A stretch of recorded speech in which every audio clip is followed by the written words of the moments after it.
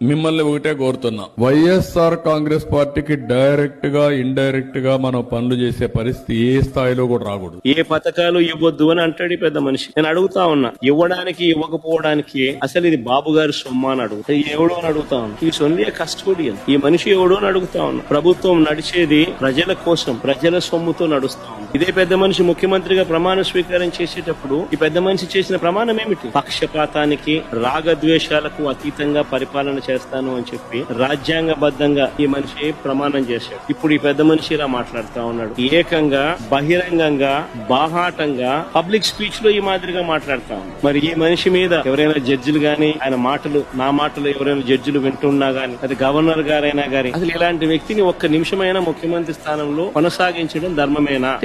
What kind of message is sending? ఏ రకమైన మాటలు మాట్లాడుతా ఉన్నాడు ఈ మనిషి? ఇలాంటి వ్యక్తులు ముఖ్యమంత్రులుగా ప్రమాణ స్వీకారం చేసి పరిపాలన చేయడం అన్నది ఏ రాష్ట్రానికైనా శ్రేయస్కరం.